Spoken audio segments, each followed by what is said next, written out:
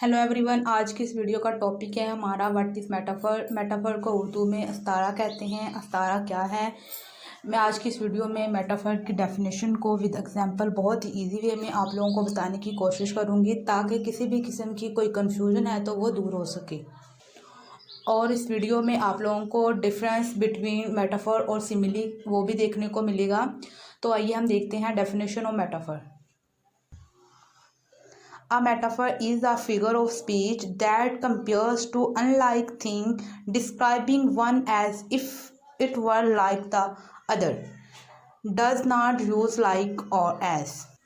जैसा कि इसमें टू चीज़ों का कंपेयर करने के लिए लाइक और एज का वर्ड का यूज़ नहीं किया जाता।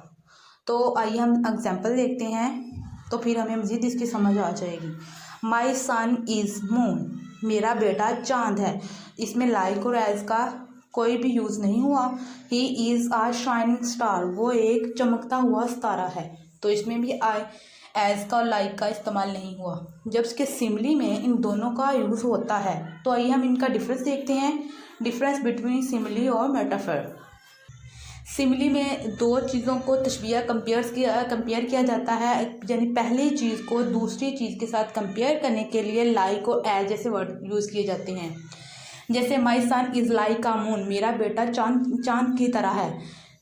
और जबकि मेटाफर की जो एग्जांपल होगी इसमें हम ना लाइक इस्तेमाल करेंगे ना ही हम एज। जैसे कि हम डायरेक्टली बात कर देंगे कि माई सन इज़ आ मून, मेरा बेटा चांद है। तो मेटाफर में हम पहली चीज़ को डायरेक्ट दूसरी चीज़ कह देते हैं।